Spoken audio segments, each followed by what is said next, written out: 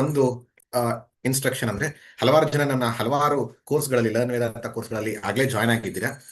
ನಿಮ್ಗೆ ಆಗ್ಲೇ ಈಗಲೇ ಒಂದು 15-20 ಗ್ರೂಪ್ಗಳಿದೀವಿ ಅಂತ ಅನ್ಸಿದ್ರೆ, ರೀಸೆಂಟ್ ಗ್ರೂಪ್ ಅಂದ್ರೆ ಈ ಗ್ರೂಪ್, ಈಗ ಯಾವ ವಾಟ್ಸ್ಆಪ್ ಗ್ರೂಪ್ ಇದೆಯೋ ಆ ಗ್ರೂಪ್ನಾರು ಅಟ್ಲೀಸ್ಟ್ ಇವಿ, ಬೇರೆದ್ರಿಂದ ಎಕ್ಸಿಟ್ ಆಗಬಹುದು.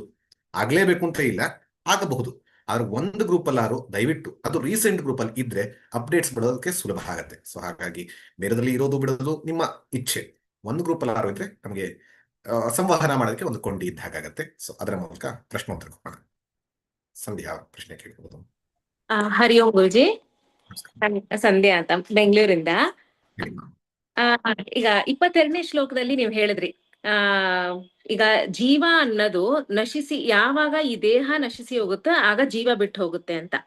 ಸೊ ಆ ಕಾಂಟೆಕ್ಸ್ಟ್ ಅಲ್ಲಿ ತಗೊಂಡಾಗ ಈಗ ಇನ್ನು ಈಗ ತಾನೇ ಹುಟ್ಟಿರೋ ಅಂತ ಮಕ್ಕಳು ವಿತಿನ್ ಫ್ಯೂ ಮಿನಿಟ್ಸ್ ಎಷ್ಟೋ ನಾವು ನೋಡಿರ್ತೀವಿ, ದೇ ಆ ಒಂದು ಸಾವನ ಆಗ್ತಾರೆ, ಅಥವಾ ಒಂದು ಪುಟ್ಟ ಮಕ್ಕಳೇ ಏನೋ ಒಂದು ರೋಗ ರುಜಿನಗಳು ಬಂದು within few days are few months so ಅದು ಹೇಗೆ ಇದಾಗತ್ತೆ? ಇಲ್ಲಿ ಕೂಡ ಎರಡು ದೃಷ್ಟಿಯಲ್ಲಿ ನೋಡಬಹುದು. ಒಂದು ನ್ಯಾಚುರಲ್ ಆಗಿ ಮಕ್ಕಳು ಪ್ರಾಣ ಹೋಗುವಂಥದ್ದು, ಇನ್ನೊಂದು ರೋಗ ರುಜಿನಗಳಿರಬಹುದು, ಆಕ್ಸಿಡೆಂಟ್ಗಳು, ಈ ರೀತಿ ಎರಡೂ ತರದ್ದು ನೋಡಬಹುದು. ಇದಕ್ಕೆ ಎಕ್ಸಾಂಪಲ್ ತಗೋಣ. ವಸಾಂಸ ಜೀರ್ಣಾನಿ ಯಥಾ ವಿಹಾಯ. ನೀವು ಯಾವುದೋ ಒಂದು ಬಟ್ಟೆಯನ್ನು ತಗೊಂಡು ಬರ್ತೀರಾ, ಬಟ್ಟೆನ ಹಾಕೊಳ್ತೀರಾ, ಹೊಸ ಬಟ್ಟೆನೇ ಹಾಕೊಂಡಿದ್ದೀರಾ, ಹೊಸ ಬಟ್ಟೆ ಹಾಕೊಂಡೆ ಉಪಯೋಗಿಸಕ್ ಹೋಗಿದ್ದೀರಾ. ಹೋಗಿ ಉಪಯೋಗಿಸಿ ಅರ್ಧ ದಿನ ಅಥವಾ ಮುಕ್ಕಾಲು ದಿನ ಆಗಿ ಬಂದಿದ್ದೀರಾ, ಅಥವಾ ಆ ಪ್ರೋಗ್ರಾಮ್ ನಲ್ಲೇ ಹೋಗಿದ್ದಾಗ ಯಾರೋ ನಿಮ್ ಹತ್ರದವರು ಅಥವಾ ಬಂದ ಮೇಲೆ ಮನೆಯವರು, ಏನು ಹೊರದೇ ಹೋಗಿದೆ ಇಲ್ಲಿ ಸ್ವಲ್ಪ ಆಗಿರುತ್ತೋ ಇಲ್ವೋ, ಆಗಿರುವಂತಹ ಅನುಭವ ಇದೆಯೋ ಇಲ್ವೋ. ಹಾಗಾಗಿ ತಗೊಳ್ಳುವಂತಹ ಬಟ್ಟೆ ಹೊಸದು, ಆದ್ರೆ ಹೊಸ ಬಟ್ಟೆ ತಗೊಂಡ್ರ ಕ್ವಾಲಿಟಿ ಏನು? ನಾನು ಆಗ್ಲೂ ಅದನ್ನೇ ಹೇಳಿದೆ. ಆ ವಾರ್ಡ್ರೋಬ್ ನಲ್ಲಿ, ಪರಮಾತ್ಮನ ವಾರ್ಡ್ರೋಬ್ ನಲ್ಲಿ ಪ್ರಾಣಿ ಪಕ್ಷಿಗಳು, ಕ್ರಿಮಿಕೀಟಗಳು, ಮನುಷ್ಯ, ದೇವ ಶರೀರ ಎಲ್ಲದರಲ್ಲೂ ಕ್ವಾಲಿಟಿ ಡಿಫರೆನ್ಸ್ ಇದೆ. Quality difference. ನಾವೇ ರೇಷ್ಮೆ ಸೀರೆ ಅಂದ್ರೆ 5,000, ನಂಗೆ ಗೊತ್ತಿಲ್ಲ ಎಕ್ಸಾಕ್ಟ್ಲಿ ಹೇಳ್ತಾ ಇದ್ದೇನೆ, 5,000ಕ್ಕೆ ಸಿಗುವಂತ ರೇಷ್ಮೆ ಸೀರೆಯೂ ಇರ್ಬೋದು, 5 ಲಕ್ಷಕ್ಕೆ ಸಿಗುವಂತ ರೇಷ್ಮೆ ಸೀರೆಯೂ ಇರಬಹುದು. So quality varies. ಹಾಗಾಗಿ ಈ ದೃಷ್ಟಿಯಲ್ಲಿ ತಗೊಂಡಾಗ ಆ ಒಂದು ನಾವು ಕೊಟ್ಟು ಕರ್ಮಫಲವನ್ನ ಕೊಟ್ಟು ಪುಣ್ಯ ಪಾಪಗಳನ್ನ ಕೊಟ್ಟು ತಗೊಂಡಿರುವಂತಹ ವಿಚಾರ ಇಷ್ಟಕ್ಕೆ ಇತ್ತು. ಅಂದ್ರೆ ಆ ಮಾನವ ಶರೀರ ಬರಬೇಕು ಅಂತ, ಯಾಕಂದ್ರೆ ನಾನು ಇವತ್ತು ಅದೇ ಡೀಟೇಲ್ಸ್ ಗಳೆಲ್ಲ, ಕರ್ಮಫಲ ಇದೆಲ್ಲ, ಸಂಸ್ಕಾರ ಇದೆಲ್ಲ ಮುಂದಕ್ಕೆ ಬರುತ್ತೆ. ಬೇಸಿಕಲಿ ನಿಮ್ಗೆ ಸಣ್ಣದಾಗಿ ಹೇಳಿದ್ರೆ, ಕರ್ಮಫಲ ನಂತರ ಎರಡು ದೃಷ್ಟಿಯಿಂದ ವರ್ಕ್ ಆಗುತ್ತೆ. ಒಂದು ಫಲ ಮುಂದಕ್ಕೆ ಭೌತಿಕವಾಗಿ ಸಿಗುವಂಥದ್ದು, ದೇಹದ ದೃಷ್ಟಿಯಲ್ಲಿ, ವಿಷಯದ ದೃಷ್ಟಿಯಲ್ಲಿ, ಲೋಕದ ದೃಷ್ಟಿಯಲ್ಲಿ. ಇನ್ನೊಂದು ಸಂಸ್ಕಾರ, ಮಾನಸಿಕವಾಗಿ ನಮ್ಮ ಟೆಂಡೆನ್ಸಿಗಳು ಹೆಂಗಿರುತ್ತೆ, ಮಾನಸಿಕವಾಗಿ ನಮ್ಮ ಇನ್ಕ್ಲಿನೇಷನ್ಸ್ ಹೆಂಗಿರುತ್ತೆ ಅಂತ. ಹಾಗಾಗಿ ಹಿಂದಿನ ಜನ್ಮದಲ್ಲಿ ಆ ವ್ಯಕ್ತಿ, ಆ ಜೀವ ಏನ್ ಕರ್ಮ ಮಾಡಿದ್ದಾನೆ ಅಂದಾಗ ಪುಣ್ಯ ಪಾಪದ ಮಿಶ್ರಣ ಮಾಡಿದ್ದಾನೆ. ಹಾಗಾಗಿ ಮನುಷ್ಯ ಸಂಸ್ಕಾರವೂ ಕೂಡ ಮನುಷ್ಯನಾಗುವಂತಹ ಸಂಸ್ಕಾರವನ್ನ ಹೆಚ್ಚು ಇದೆ. ಹಾಗಾಗಿ ಮನುಷ್ಯನ ಸಂಸ್ಕಾರವೂ ಸಿಕ್ತು, ಪುಣ್ಯ ಪಾಪ ಮಿಶ್ರಣದಿಂದ ದೇಹವೂ ಸಿಕ್ತು ಮನುಷ್ಯಂದು. ಆದ್ರೆ ಆ ಪುಣ್ಯ ಪಾಪದಲ್ಲಿ ಎಷ್ಟು ಪ್ರಮಾಣ ಇತ್ತು? ಹಾಗಂತ ಜಾಸ್ತಿ ವರ್ಷ ಬದುಕೋರು, ಜಾಸ್ತಿ ಇದಿದೆ ಅಂತಲ್ಲ, ಹಲವಾರು ಸರಿ ಜಾಸ್ತಿ ವರ್ಷ ಬದುಕೋರು ಇನ್ನೂ ನರಳಾಡ್ಕೊಂಡಿರುವಂತಹ ಸಾಧ್ಯತೆನೂ ಇರುತ್ತೆ. ಬಟ್ ಇಲ್ಲಿ ಪ್ರಾರಬ್ಧ ಕರ್ಮ ಅನ್ನುವಂಥದ್ದು ಆ ಒಂದು ಪುಣ್ಯ ಪಾಪದ ಮಿಶ್ರಣದಿಂದ ಎಷ್ಟು ಖಾಲಿ ಆಗಬೇಕು ಅದಾಗಿರುವಂಥದ್ದು. ಇದು ಸಹಜವಾಗಿ ಹೋಗುತ್ತದೆ. ಇನ್ನು ಹಲವಾರು ಸರಿ ನಮ್ಮ ಒಂದು ದುಷ್ಕೃತ್ಯದಿಂದ ಅಥವಾ ಪೇರೆಂಟ್ಸ್ ನೆಗ್ಲಿಜೆನ್ಸ್ ಇಂದ ಈ ರೀತಿಯಲ್ಲಿ ಹೋಗುವಂಥದ್ದು ನಾವು ನೋಡ್ತೀವಿ.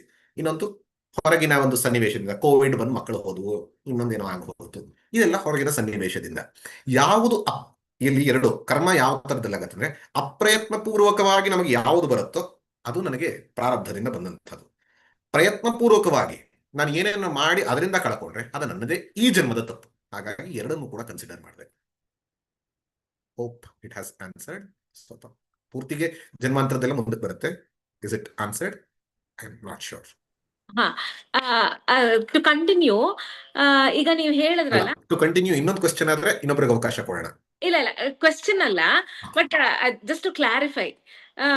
ಈಗ ಅದೇ ಜೀವ ತಗೊಂಡು ಬಂದಾಗ, ಈ ದೇಹವನ್ನ, ಆ ಮಗು ದೇಹವನ್ನ ತಗೊಂಡು ಬಂದಾಗ, ಡಸ್ ಇಟ್ ಫೀಲ್ ಈ ದೇಹದಿಂದ ನನಗೆ ಇನ್ನ ಸಾಧ್ಯ ಇಲ್ಲ ಅಂತ ಹೇಳಿ ಬಿಟ್ಟೋಗೋ ಅಂತ ಅವಕಾಶಗಳು ಇದೆಯಾ? ಇದು ನಾವು ಲೆಜೆಂಡ್ಸ್ ಗಳನ್ನ ನೋಡಿದ್ರೆ ಹ್ಞೂ ಅಂತ ಹೇಳಬಹುದು, ಕಥೆಗಳನ್ನ ನೋಡಿದ್ರೆ. ಆದ್ರೆ ಆ ಕಥೆಯಲ್ಲಿ ಆ ಮಗುವಿನ ಮನಸ್ಸನ್ನ ಬೇರೆ ನೋಡಿ ಹೀಗೆ ಕಥೆಯನ್ನ ಬರೆದಾಗ ಹೌದು ಅಂತ ಹೇಳ್ಬೋದು.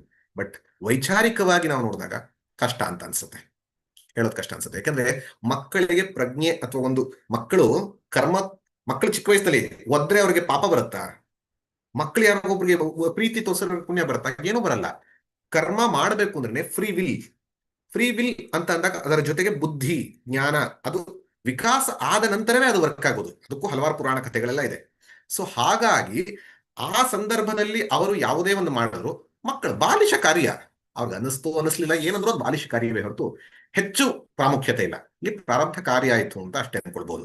ಉದ್ದೇಶ ಮುಗೀತು ಅಂತ ತೀರ್ಮಾನ ಹಲವಾರು ಈಗ ಈಗ ಹಂಗಾರೆ ಈಗ ಉದಾಹರಣೆಗೆ ಯಾರೋ ಒಬ್ಬ ವ್ಯಕ್ತಿ ಸಾಯ್ತದೆ ಅಂದ್ರೆ ನಮಗೆ ಓ ನನ್ನ ಉದ್ದೇಶ ಎಲ್ಲ ಮುಗಿತಪ್ಪ ಹೋಗ್ತಾ ಇದೀನಿ ಅಂದ್ರೆ ಅಷ್ಟು ಸಂತೃಪ್ತಿಯಿಂದ ಹೋಗ್ತಾರೆ ಅಂತ ಅನ್ಕೊಂಡಿದ್ದೀರಾ? ಇನ್ನೂ ನೂರಾರು ಪ್ರಾಜೆಕ್ಟ್ಸ್ಗಳಿರುತ್ತೆ.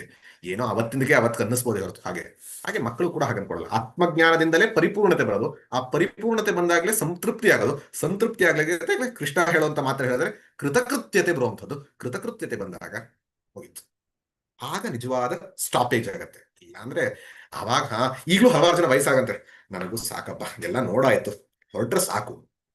ಯಾಕೆ ಹಾಗಂತಿದ್ದಾರೆ ಅಂದ್ರೆ it is not that they are contented. ಅವ್ರಿಗೇನು ಈಗಿರೋ ದೇಹ ಇಂದ್ರಿಯ ಮನಸ್ಸಿನ ಇನ್ನೇನು ಮಾಡಕ್ಕಾಗ್ತಾ ಇಲ್ಲ. ಅವ್ರಿಗಿನ್ನೂ ಹೇಳಿ ನಿಮ್ಗೆ ಬೇಕಾರೋ ಯೌವನ, ನಿಮ್ಗೆ ಬೇಕಾಗಿರುವಂತಹ ಶಕ್ತಿ ಸಾಮರ್ಥ್ಯ ಎಲ್ಲ ಕೊಡ್ತೀವಿ ಅಂತ ಹೇಳ್ತಾರೆ. ನಂಗೆ ಇನ್ನೂ 100 ಪ್ರಾಜೆಕ್ಟ್ ಇದೆ ಅಂತ. ಮನಸ್ಸಿನಿಂದ ಆಸೆ ಗೀಸೆ ಎಲ್ಲ ಹೋಗಿಲ್ಲ, ತಮ್ಮ ಅಶಕ್ತತೆಯಿಂದ ಈ ರೀತಿ ಹೇಳ್ತಾ ಇದ್ದಾರೆ. ಸೊ ಹಾಗೆ ಅರ್ಥ ಮಾಡ್ಕೊಂಡಾಗ ಆತ್ಮಜ್ಞಾನವೇ ಮುಕ್ತಿಗೆ ಕಾರಣ ಅಂತ ಗೊತ್ತಾಗ್ತದೆ.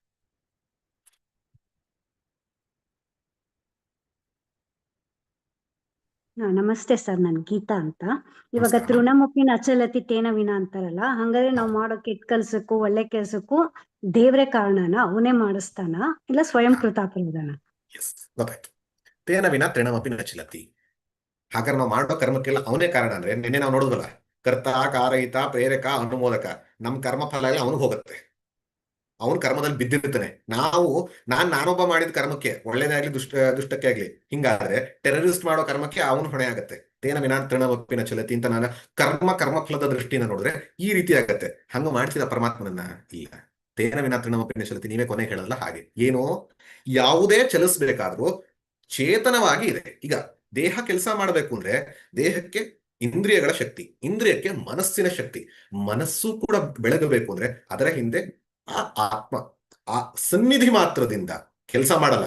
ಅದನ್ನ ನೀವು ತೇನವಿನ ಅಂದ್ರೆ ಅವನಿಲ್ಲ ಇಲ್ಲದಿರುವಂತಹ ಸಂದರ್ಭವೇ ಇಲ್ಲ. ಪರಮಾತ್ಮ ಇಲ್ಲ ಅಂತ ಹೇಳ್ತೀವ ಹಾಗೆ ಆ ಆತ್ಮವಸ್ತು ಇಲ್ಲದಂತಹ ಸಂದರ್ಭವೇ ಇಲ್ಲ. ಆ ಆತ್ಮದ ಒಂದು ಅಸ್ತಿತ್ವದಿಂದ ಇದೆಲ್ಲ ನಡೀತಾ ಇದೆ.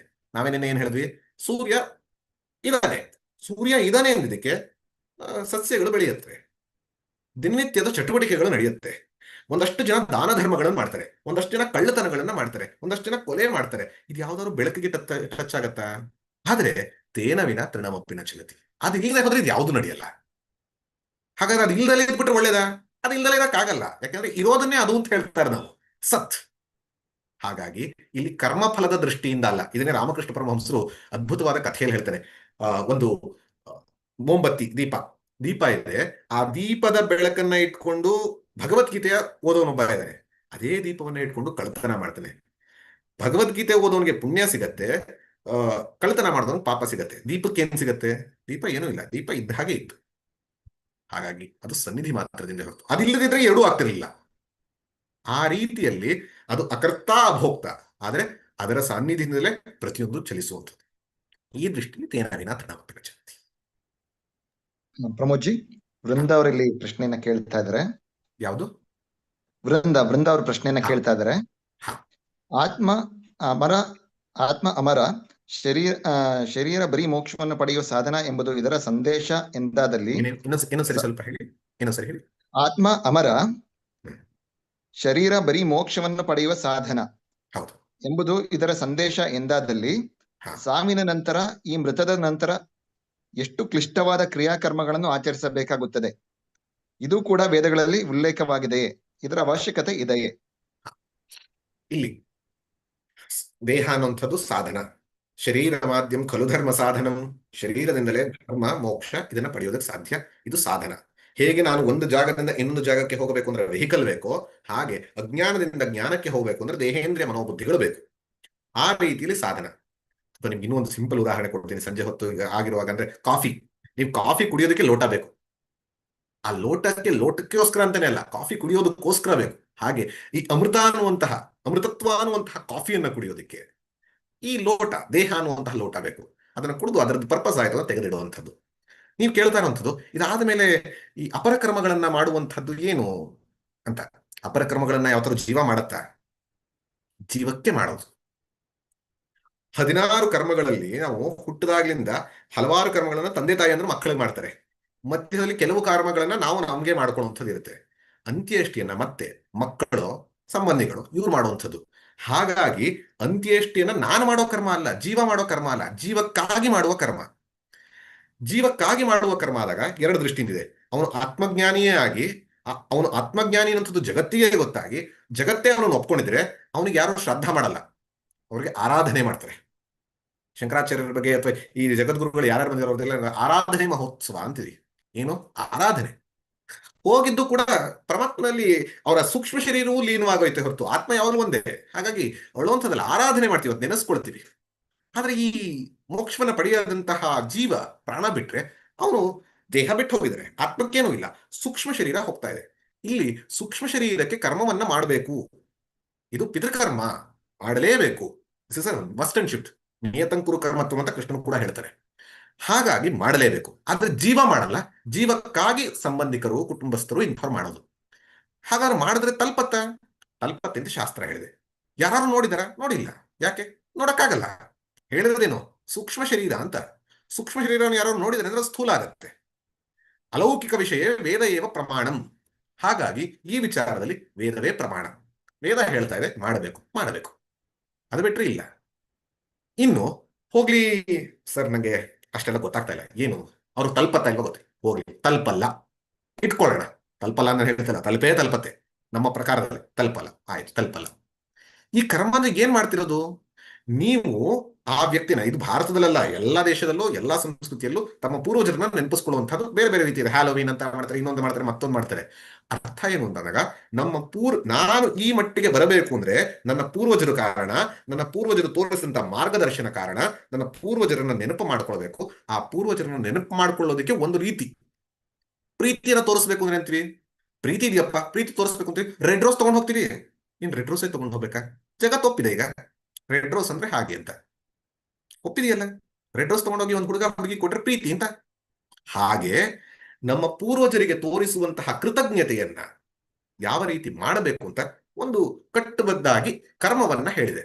ಹಾಗಾಗಿ ಈ ಕರ್ಮವನ್ನ ಮಾಡು. ಈ ಕರ್ಮವನ್ನ ಅವ್ರಿಗೆ ತಲ್ಪತ್ತ ಗೊತ್ತಿಲ್ಲ. ನಿಮ್ ಪ್ರಕಾರದಲ್ಲಿ, ನನ್ನ ಪ್ರಕಾರ ಗ್ಯಾರಂಟಿ ತಲ್ಪತ್ತೆ. ನಿಮ್ ಪ್ರಕಾರ ಗೊತ್ತಿಲ್ಲ, ಅವ್ರಿಗೆ ತಲ್ಪದೇ ಬೇಡ. ನೀನ್ ಒಳ್ಳೆ ಕರ್ಮ ಮಾಡ್ತಿದ್ಯಲ್ಲ, ಈಗ ನೀನ್ ಅಲ್ಲಿ ಮಾಡುವಾಗ ಏನ್ ಕರ್ಮ ಮಾಡಿದೆ? ಪಿತೃಕರ್ಮವನ್ನ ಮಾಡಿದೆ, ಭಗವಂತನನ್ನ ನೆನಪಿಸ್ಕೊಂಡೆ, ಪಿತೃಗಳನ್ನ, ಪೂರ್ವಜರನ್ನ ನೆನಪಿಸ್ಕೊಂಡೆ. ಇದು ಮಾಡಿದೆಲ್ಲವೂ ಕೂಡ ಕಾಯಿಕವಾಗಿ, ವಾಚಿಕವಾಗಿ, ಮಾನಸಿಕವಾಗಿ ಒಳ್ಳೆಯ ಕರ್ಮ. ನಿನಗ್ ಸತ್ಕರ್ಮ ಆಯ್ತು, ನಿನಗ್ ಪುಣ್ಯ ಸಿಕ್ತು, ನಿನಗೆ ಬೆನಿಫಿಟ್ ಆಯ್ತಲ್ಲ, ಮಾಡು ಅಂತಾರೆ. ಸರ್ ಆಯ್ತು, ಬೆನಿಫಿಟ್ ಎಲ್ಲ ಆಗತ್ತೆ. ಹಾಗಿದ್ರೆ ನಾನು ಒಂದು ಅನಾಥಾಶ್ರಮಕ್ಕೆ ಹೋಗಿ ದುಡ್ಡು ಕೊಟ್ಬಿಟ್ಟು ಬಂದ್ಬಿಡ್ತೀನಿ, ನಮ್ಮ ತಂದೆ ನನ್ನ ತಾಯಿನ ನೆನಪಿಸ್ಕೊಂಡು. ಅನಾಥಾಶ್ರಮಕ್ಕೆ ಹೋಗಿ ದುಡ್ಡು ಕೊಡ್ತೀರಾ? ಡೆಫಿನೆಟ್ಲಿ ಕೊಡಿ. ತಂದೆ ತಾಯಿ ನೆನೆಸ್ಕೋತೀರಾ? ಅದನ್ನೂ ಮಾಡಿ. ಆದ್ರೆ ಇದನ್ನ ಬಿಟ್ಟು ಮಾಡೋ ಹಾಗೆ, ಇದಕ್ಕೆ ಮಾಡಬೇಕಾಗಿರೋದನ್ನ ಮಾಡಿ, ಅದಕ್ಕೆ ಎಕ್ಸ್ಟ್ರಾ ಜೊತೆಗೆ. ಯಾಕಂದ್ರೆ ಅದು ನರಯಜ್ಞ, ಇದು ಪಿತೃಯಜ್ಞ. ಅದು ಮಾನವ ಸೇವೆ, ಇದು ಪಿತೃಗಳಿಗೆ ತಿಳಿಸುವಂತಹ ಗುಣ. ಹಾಗಾಗಿ ಎರಡನ್ನೂ ಮಾಡ್ಲೇಬೇಕು. ಕಡಿಮೆ ಜಾಸ್ತಿ ನಾನು ಆಡಂಬರದಿಂದ ಮಾಡ್ಬೇಕಾ ಅದೆಲ್ಲ ಇಲ್ಲ. ಕರ್ಮ ಏನ್ ಮಾಡ್ಬೇಕು ಅದು ಮಾಡ್ಬೇಕು. ಇದು ಶಾಸ್ತ್ರ ಖಚಿತವಾಗಿ ತಿಳಿಸಿರುವಂಥದ್ದು. ಮಿಸ್ ಮಾಡೋ ಹಾಗೆ ಅಂತ.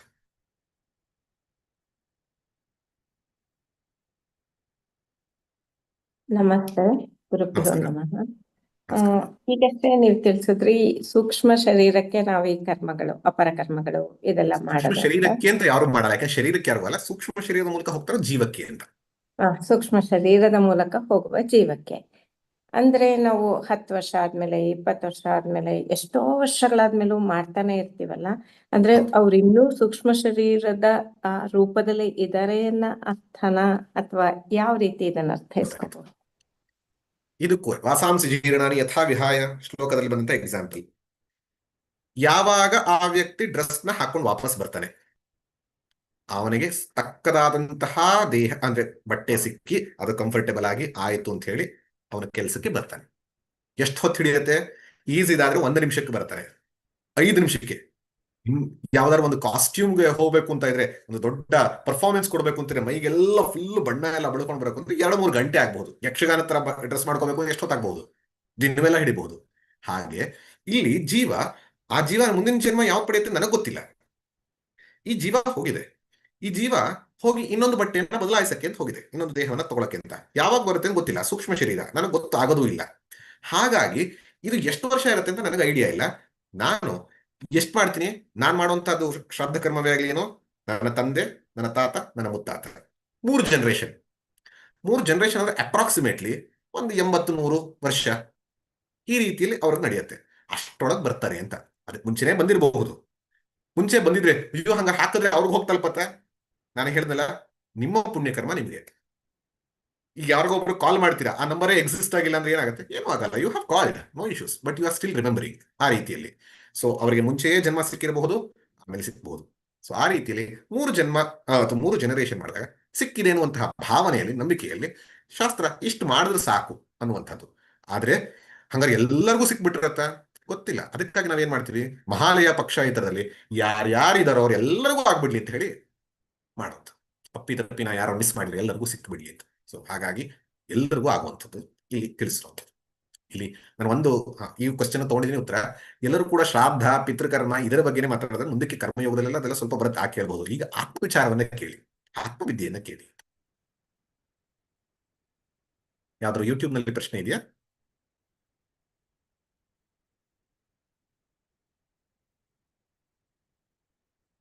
ಪ್ರದೀಪ್ ಜಿ, ಸ್ನೇಹ, ಅಥವಾ ಇಲ್ಲಿ ಯಾರೋ ಹ್ಯಾಂಡ್ ರೈಸ್ ಮಾಡಿದ್ರು?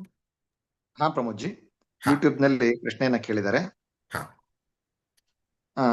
ಅವ್ರ ಹೆಸರನ್ನ ನೋಡ್ತಾ ಇದ್ದೆ, ಅದಕ್ಕೆ ಹುಡುಕ್ತಾ ಇದ್ದೆ. ಪರವಾಗಿಲ್ಲ, ಹೇಳಿ ಪ್ರಶ್ನೆ ಹೇಳಿ.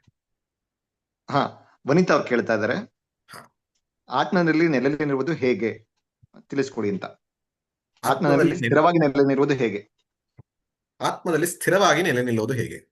ಹಾಗಾಗಿ ನೀವು ಯಾರು? ಈಗ ಆತ್ಮ ಅಂದ್ರೆ ಏನು? ಆತ್ಮ ಅಂದ್ರೆ ಏನು? ನೀವು ಇದೆಲ್ಲ ಲಿಸ್ಟ್ ಹೇಳ್ಬೇಡಿ, ಸಿಂಪಲ್. ಆತ್ಮ ಅಂದ್ರೆ ನಾನು ನಾನಾಗೇ ಇರೋದು ಹೇಗೆ? ನಾನು ನಾನಾಗೇ ಇರೋದು ಹೇಗೆ? ನಾನು ನಾನಾಗೇ ಇದ್ದೀನಿ. ಈಗ ಏನು ಹೆಸರು ಹೇಳಿದ್ದವರು, ಹೆಸರು ಹೇಳಿದ್ರಲ್ಲ ಪ್ರದೀಪ್ ಜಿ, ವನಿತಾ ಅವರು. ವನಿತಾ ಅವರು ಆಗೋದು ಹೇಗೆ? ವನಿತಾ ಅವರಾಗಿ ನೆಲೆ ನಿಲ್ಲೋದು ಹೇಗೆ? ತಾನು ವನಿತಾ ಅಂತ ಗೊತ್ತಾಗ್ಬೇಕು, ತಾನೇ ವನಿತಾ ಅಂತ ಗೊತ್ತಾಗ್ಬೇಕು. ಅದಕ್ಕಾಗಿ ಚಿಕ್ಕ ವಯಸ್ಸಲ್ಲಿ ಏನ್ ಮಾಡ್ತಾರೆ ತಾಯಿ, ವನಿತಾ ವನಿತಾ ವನಿತಾ ಮತ್ತೆ ಮತ್ತೆ ಹೇಳಿ ಹೇಳಿ ಹೇಳಿ ವನಿತಾ ಅಂದ ತಕ್ಷಣ ಕಲಿತಾ ಗೊತ್ತಾಗ್ತಾ ಇಲ್ಲ ವನಿತಾ ಅಂತ ತಿರ್ಗು ಹೇಳೋದಲ್ಲ. ಏನ್ ಮಾಡಿದ್ರು? ಫಸ್ಟ್ ಹೇಳಿದ್ರು, ಆಮೇಲೆ ತಲೆ ತುಂಬಿದ್ರು, ಆಮೇಲೆ ನಿಮ್ಮ ಎಲ್ಲೇ ವನಿತಾ ಅಂತ ಯಾವುದೇ ವನಿತಾ ಹೇಳಿದ್ರು ನಾವು ತಿರುಗ್ತೀವಿ. ಆ ಮಟ್ಟಿಗೆ ವನಿತಾ ಅನ್ನೋದ್ರಲ್ಲಿ ನೀವು ನೆಲೆ ನಿಂತಿದ್ದೀರಿ. ಈಗ ಆತ್ಮದಲ್ಲಿ ನೆಲೆ ನಿಲ್ಲೋದೇನು? ನನ್ನ ಸ್ವರೂಪ. ಈಗ ವನಿತಾ ಅನ್ನೋದು ನಾನು ಅಂತ ಹೇಗಾಗಿದೆಯೋ, ಆತ್ಮ ಅಂತ ಅಂದ್ರೆ ನಿತ್ಯ, ಶುದ್ಧ, ಬುದ್ಧ, ಮುಕ್ತ, ಅವ್ಯಯ, ಅಜ, ಏನೇನೇನು ಸತ್ಯ ಇದೆಲ್ಲ ತಿಳಿದಿರೋ ಅದೆಲ್ಲವೂ ನಾನೇ. ಈ ಒಂದು ಜ್ಞಾನ ಅಲ್ಲಿ ಹೇಗೆ ತಾಯಿ, ತಂದೆ, ಸುತ್ತಮುತ್ತಲವರು ಎಲ್ಲರಿಗೂ ವನಿತಾ ವನಿತಾ ನಿಮ್ ತಲೆಗೆ ತುಂಬಿದ್ರೋ, ಹಾಗೆ ಇಲ್ಲಿಗ ನೀವು ಗುರು, ಶಾಸ್ತ್ರ ಇದೆಲ್ಲವೂ ನಿಮ್ಗೆ ತಲೆಗೆ ತುಂಬಾ ಟ್ರೈ ಮಾಡ್ತಾ ಇದೆ.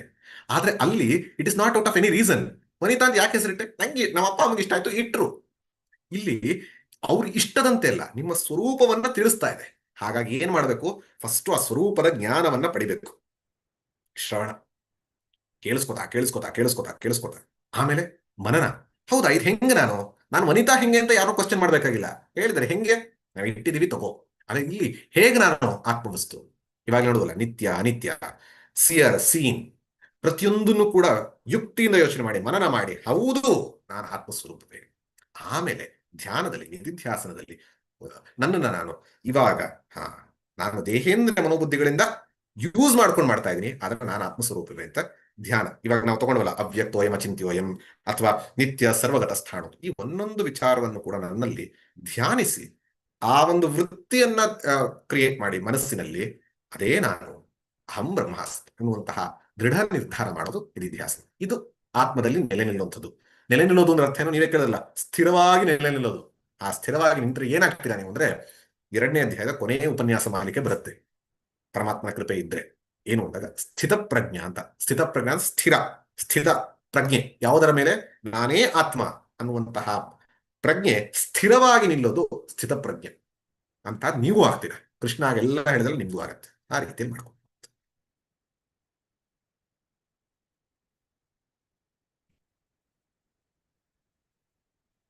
ನಮಸ್ಕಾರ. ಹರಿ ಓಂ ಪ್ರಮೋದ್ ಜಿ.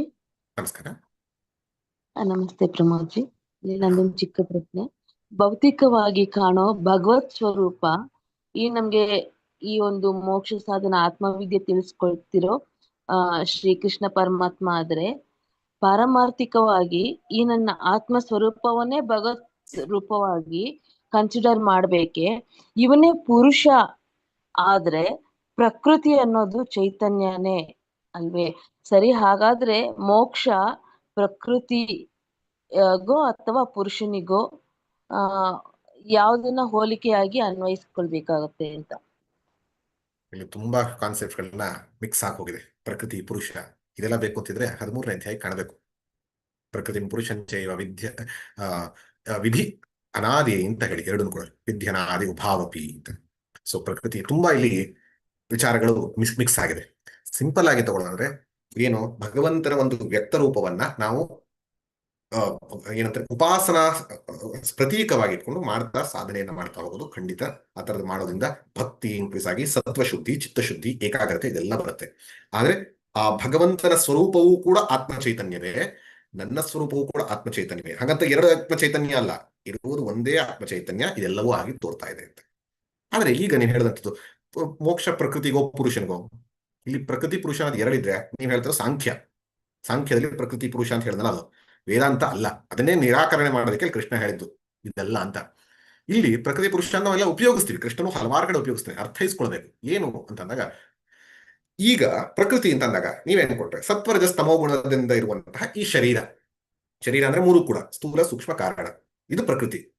ಪುರುಷ ಅಂತ ಅನ್ಕೊಂಡಾಗ ಆತ್ಮ. ಈಗ ಮೋಕ್ಷ ಪ್ರಕೃತಿ ಅಂದ್ರೆ ಶರೀರಕ್ಕೋ ಅಥವಾ ಆತ್ಮಕ್ಕೋ? ಶರೀರ ಜಡ, ಮೋಕ್ಷವನ್ನ ಪಡೆಯಕ್ಕಾಗಲ್ಲ. ಆತ್ಮ ಚೈತನ್ಯ, ಮೋಕ್ಷ ಬೇಕಿಲ್ಲ. ಹಾಗಾದ್ರೆ ಯಾರಿಗಾತ್ಮ ಮೋಕ್ಷ ಅಂತಂದಾಗ ಬರೀ ಆತ್ಮಕ್ಕೂ ಮೋಕ್ಷ ಬೇಕಿಲ್ಲ, ಬರೀ ಪ್ರಕೃತಿಗೂ ಬೇಕಿಲ್ಲ, ದೇಹಕ್ಕೂ ಬೇಕಿಲ್ಲ. ಈ ಆತ್ಮ ಚೈತನ್ಯ ಪ್ರಕೃತಿ ಅಂದ್ರೆ ದೇಹೇಂದ್ರ ಮನೋಬುದ್ಧಿಗಳಲ್ಲಿ ಪ್ರತಿಬಿಂಬಿತವಾದಾಗ ಜೀವ ಅಂತ ಇದೆಯಲ್ಲ, ಈ ಜೀವಕ್ಕೆ ಮೋಕ್ಷ ಬೇಕಿರೋದು. ಯಾವುದರಿಂದ ಮೋಕ್ಷ? ಈಗ ನಮಗೂ ಮೋಕ್ಷ ಇದೆ, ಯಾವ್ದ್ರಿಂದ? ಆತ್ಮದಿಂದ ಬಿಡಿಸ್ಕೊಂಡ್ ಬಂದ್ಬಿಟ್ಟಿದೀವಿ, ಅದೆಲ್ಲ ಇರೋದು. ಈಗ ಜೀವಕ್ಕೆ ಯಾವುದರಿಂದ ಮೋಕ್ಷ ಅಂತಂದಾಗ ತನ್ನ ಗುರುತಿಸುವಿಕೆ, ಐಡೆಂಟಿಟಿ ಜೀವ ಅಂತಂದಾಗ ಇಲ್ಲಿ ಪ್ರತಿಬಿಂಬ ಅಂತ ಹೇಳಿದೆ. ಇಲ್ಲಿ ಒಂದು ಕನ್ನಡಿ ತರ ಅಂತ ಇಟ್ಕೊಳ್ಳಿ. ಕನ್ನಡಿಯಲ್ಲಿ ಇಲ್ಲಿವರೆಗೂ ನಾವೇನ್ ಮಾಡ್ತಿದ್ವಿ, ಇದೇ ನಾನು ಅಂತ ಪ್ರತಿಬಿಂಬಿಸ್ತಾ ಇದೀವಿ. ಆದ್ರೆ ಅದನ್ನ ಹೇಳೋದಕ್ಕೂ ಇಲ್ಲಿಂದ ಪ್ರತಿಬಿಂಬ ಬರ್ತಾ ಇದೆ. ಯಾವಾಗ ಈ ನಾನು ಅನ್ನುವಂಥದ್ದು ಶರೀರದ ಕಡೆಗೆ ಹೋಗದೆ ಆತ್ಮನ ಕಡೆಗೆ ವಿಚಾರ ಆಗತ್ತೋ, ಆಗ I am freed of the personality. ತ್ರಿಗುಣಗಳಿಂದ ಬಿಡುವಂಥದ್ದು, ಅದನ್ನೇ ಗುಣಾತೀತ. ಗುಣಗಳಿಂದ ಅತೀತ ಅಂದ್ರೆ ಮೂರನ್ನು ಬಿಟ್ಟು ಹಂಗ ಸಾಯೋದು ಅಂತಲ್ಲ. ತ್ರಿಗುಣಗಳಿದ್ದರೂ ಕೂಡ ನಾನು ತ್ರಿಗುಣ ರಹಿತ, ತ್ರಿಗುಣಾತೀತ, ಇದನ್ನ ತಿಳಿಯುವಂಥದ್ದು ಮೋಕ್ಷ. ಹಾಗಾಗಿ moksha is not for the person, moksha is freedom from the personality. Freedom from the personality is called moksha. It is not for the person. ಯಾಕಂದ್ರೆ ಪರ್ಸನ್ ಅಂದ್ರೆ ಏನರ್ಥ? It is the mixture. ಹಾಗಾಗಿ ಆ ಪರ್ಸನಾಲಿಟಿಯಿಂದ, ಈ ದೇಹೇಂದ್ರಿಯ ಮನೋಬುದ್ಧಿಗಳಿಂದ ಬಿಡುಗಡೆ ಹೊಂದಿಸಿ ನಾನು ಚೈತನ್ಯವೇ ಅಂತ ನಿಶ್ಚಯ ಮಾಡೋದು ಮೋಕ್ಷ. ಇದು ಮೋಕ್ಷ. ಸಮಯ ಆಯ್ತಾ ಪ್ರದೀಪ್ ಜಿ? ಪ್ರಮೋದ್ ಜಿ, ಸಮಯ ಆಗಿದೆ. 8:30 ಆಯ್ತು. ಹೆಚ್ಚು ಸಮಯ, ಆಲ್ಮೋಸ್ಟ್ 2 hours ತಗೊಂಡಿದ್ದೀವಿ, ಕ್ಷಮಿಸಬೇಕು. ಈ ಉಪನ್ಯಾಸ ಮಾಲಿಕೆ ಅತೀ ಮುಖ್ಯವಾದ್ರಿಂದ ನನ್ನನ್ನು ಕೇಳಿದ್ರೆ 1 ಸರಿ ಅಲ್ಲ, 2 ಸರಿ ಅಲ್ಲ, 3 ಸರಿ ಅಲ್ಲ, ನಿಮಗೆ ನಾನು ಇಷ್ಟು ಸರಿ ಅಂತ ಹೇಳಲ್ಲ, 1 ಸರಿ ಒಬ್ರಿಗಾಗಬಹುದು, ಡಿಪೆಂಡ್ಸ್. ಹಾಗಾಗಿ ಇದನ್ನ ಪುನಃಶ್ರವಣ ಮಾಡಿ. ಗೀತೆಯ ಕೃಷ್ಣನ ಉಪದೇಶ ನಿಜವಾಗ್ಲೂ ಏನು ಅಂತಂದ್ರೆ ಇದು. ಹಾಗಾಗಿ ಯಾಕೆ ಇದೆಲ್ಲವೂ ಯಾರ ಬಗ್ಗೆ ಮಾತಾಡಿದಾನೆ? ಮುಂದೆ 7ನೇ ಅಧ್ಯಾಯ 10ನೇ ಅಧ್ಯಾಯದಲ್ಲೆಲ್ಲ ವಿಭೂತಿ, ತನ್ನ ವಿಭೂತಿಯನ್ನ ಹೇಳ್ತಾನೆ. 11ನೇ ವಿಶ್ವರೂಪ. ನಿಮಗೆ ಮೂವಿ ನೋಡ್ಬೇಕು ಅಂತಿದ್ರೆ ಅದನ್ನೆಲ್ಲ ನೋಡಬಹುದು. ಆದ್ರೆ ನಿಮಗೆ ನಿಮ್ಮನ್ನೇನ್ ತಿಳ್ಕೊಬೇಕು ಅಂತಿದ್ರೆ ಇದನ್ನ ತಿಳ್ಕೊಬೇಕು.